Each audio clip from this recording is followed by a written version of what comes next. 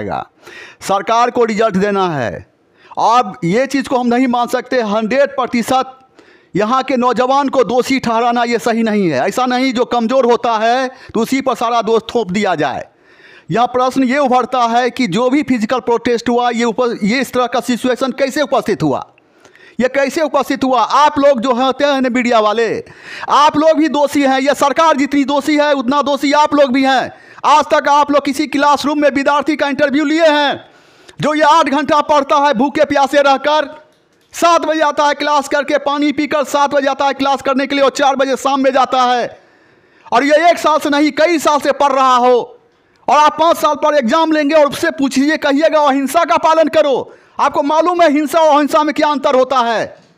ज़्यादा सब्र भी, ज़्यादा बर्दाश्त करना भी हम मानते हैं, इसे हिंसा नहीं, अहिंसा नहीं, इसे हिंसा ही कहेंगे हम। ज़्यादा किसी चीज़ को बर्दाश्त करना ये अहिंसा की श्रेणी में, ये हिंसा की श्रेणी में नहीं आता, ना ये अहिंसा की श्रेणी में आता। ये मानव की अपनी एक अदालत होती है। आपने विद्यार्थी पर जो लाठियाँ चली, वो लाठी क्यों चली? जिस जंग को हम मोहब्बत से जीत सकते थे, उस जंग को जीतने के लिए हमें लाठी का सहारा लेना पड़ा। इतने साल आज़ादी के बाद भी आज हम लाठी का सहारा ले रहे हैं भारत जैसे देश में। और किस पर? रेलवे से ज़्यादा महत्वपूर्ण यहाँ का नौजवान है, उसका कैरियर है।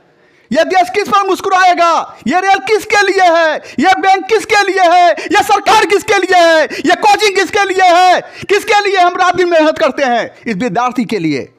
10 साल में एग्जाम लेंगे, अब वहां पर आप महात्मा बुद्ध का उपदेश देंगे। एक ऐसा सिचुएशन आ गया कि आज यहाँ का छात्र जो हम लोग को देखकर नजर ऊपर नहीं करता था, आज कहता है सर आज आपकी बात नहीं मानेंगे। ऐसी कौन सी हालत उत्पन्न हो गई? हम कहाँ जा रहे हैं? हमको इतना नहीं विकसित करना है जहाँ का फूल मुरझा जाए। मेरे जवान, हम कभी कैमरा के सामने नहीं आते और ना हम छुप कर जीते हैं।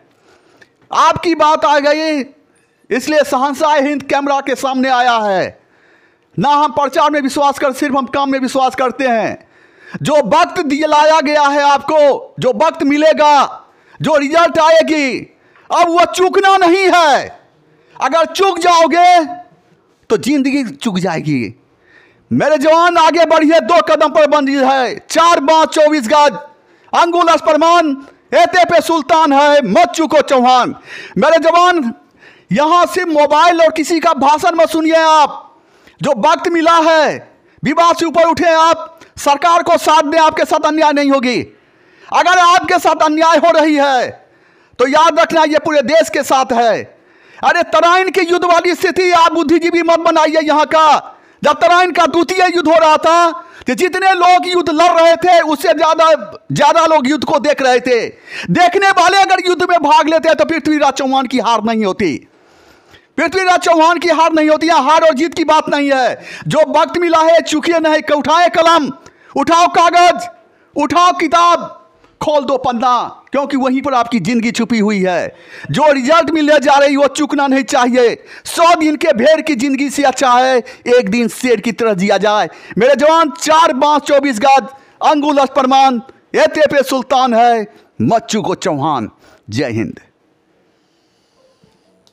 सर, आप इतना बोले हैं छात्रों के बारे में, और बोलते बोलते आपके आंखों से आंसू आ गया, और अपने जो दिल की जो गहराई में आप जो गहराई से बोल दिए हैं बच्चों के लिए, और सरकार को चेतावनी दिए हैं, इसके लिए आप बहुत बहुत छात्रों की तरफ से और अपने तरफ से बहुत बहुत धन्यवाद करता हूं। सर, आपके दिल में जो छात्रों के लिए एक जो उत्साह उठाना है, और उसके बाद जितना दर्द है आप समझ रहे हैं छात्रों का, तो उतना दर्द इन सरकारों को भी समझना चाहिए। हमारे नरेंद्र मोदी जी से हमारा जो है कि एकदम समझिए पूरे छात्रों के तरफ से, और हमारे जितने भी टीचर हैं भारत में, उनके तरफ से जो है कि आपसे एक ही निवेदन है कि छात्रों की लाइफ बर्बाद मत करिए। तो आप ये समझिए प्रधानमंत्री हमारे जी कि अगर आपका ही चुनाव है, इसको चुनाव को जो है कि इस बार उसको इस बार पर्चा भरवाए और 10 साल बाद जो है कि चुनाव करवाया जाए तो आपको कैसा लगेगा? तब तो आपको देश खतरे में दिखाई देने लगेगा। लेकिन यहाँ पे विद्यार्थी जो है कि आज फार्म भर रहा है और जब उसका विवाह हो जा रहा है, उसका छठियार हो रहा है, उस दिन जो है कि आप उसका परीक्षा ले रहे हैं, ये गलत चीज़ है कि नहीं सर? बिल्कुल। दूसरी चीज़, मीडिया के जरिए मेरे सामने में छात्रों के हर्ट महरौली स्तंभ नवीन सर बैठे हुए हैं। हमेशा नवीन सर क्लास में जाकर या जब कोई विद्यार्थी अपना दर्द सुनाता था, हम लोगों को मालूम था ऐसा होने जा रहा है। लास्ट तक नवीन सर समझाते रहे कि याद रखना, देश तुम्हारा है, यहाँ की संपत्ति तुम्हारी है, प्रशासन तुम्हारा है, किसी का उल्लंघन नहीं हो। हम ये कहना चाहते हैं, प्रशासन से भी अपील है, इस सरकार से भी अपील है, अगर आप शिक्षक पर से एफआईआर नहीं हटाते हैं तो कोई दिक्कत नहीं है, मत हटाइए, लेकिन विद्यार्थी पर एफआईआर मत, उसका एफआईआर हटा दीजिए। आप जहाँ सोचोगे जेल में, अगर जेल में ज़्यादा समय तक आप रखते हैं, उसकी सोच कैसी होगी? कैसा कानून क्या कहता है? किसी चीज़ को तोड़ना, अरे किसी देश का कानून ये इजाज़त नहीं देती है किसी चीज़ को तोड़ना, उसे जोड़ना होता है। आज न कल आप एफआईआर हटाएंगे ही, बाद में हटाकर क्या होगा? जब वो मानसिक रूप से विकृत हो जाएगा, जब आप सोचिए, आप वो उसका सोच किस तरह की होगी जेल में, क्या सोच रहा होगा अपने बारे में, क्या सोच रहा होगा देश के बारे में? लेट मत करें, अनर्थ हो जाएगा। एक नौजवान मानसिक रूप से विकृत होता है ना, शायद आपको मालूम नहीं, वह देश एक कदम पीछे चला जाता है। हमें आगे बढ़ना है सर, आगे बढ़ना है और सबको लेकर चलना है। किसके लिए वर्दी पहनती है प्रशासन? ये अंधेरी रात में, ये ठंड में कोहरते हुए जो आप पेट्रोलिंग करते हैं, किसके लिए? यहाँ के नौजवान के लिए, देश के लिए। उसे सुधारने का प्रयास हम भी कर रहे हैं। हम चाहते हैं आप भी इसमें कदम बढ़ाकर मेरा साथ दें। विद्यार्थी है, ये देश का क्लोरोफिल है, उसी पर सारा चीज़ है। जल्द से जल्द उन्हें छोड़ दिया जाए, उनका एफआईआर वापस लिया जाए, और ताकि वह हमारे साथ कदम से कदम बढ़ाकर देश को आगे बढ़ाने में सकारात्मक कार्य कर सके।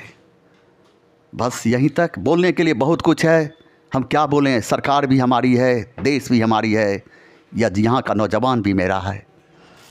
सभी को मिलकर काम करना होगा, सभी को मिलकर होना, वरना हम लोग टूट कर बिखर जाएंगे। हम लोगों के पास क्या है? मेरे देश में क्या है? मेरे देश में एक ही चीज़ है, संस्कार।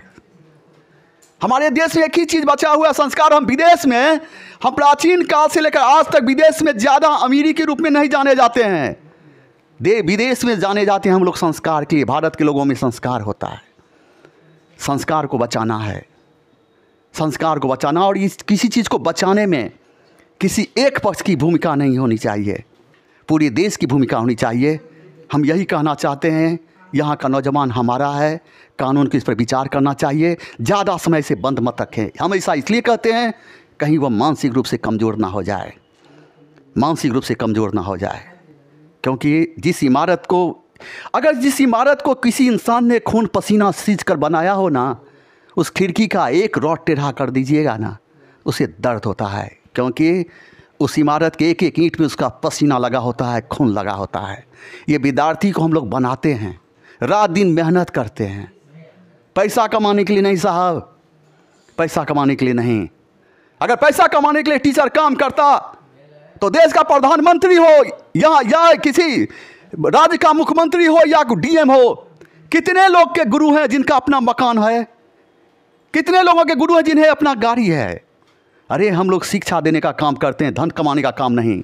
जिस इमारत को, जिस शख्सियत को हम लोग ने मेहनत के द्वारा, ईमानदारी के द्वारा सींच कर एक इंसान बना रहे थे, देश का नागरिक बना रहे, उसे ज़्यादा दिन तक जेल में बंद करेंगे तो उसकी सोच क्या होगी? इस पर पुनर्विचार करने की आवश्यकता है। जल्द से जल्द विचार करें और उसे छोड़ें। यही रिक्वेस्ट है इस देश की सरजमी से, इस देश की जनता से, इस देश की प्रशासन से, इस देश की सरकार से।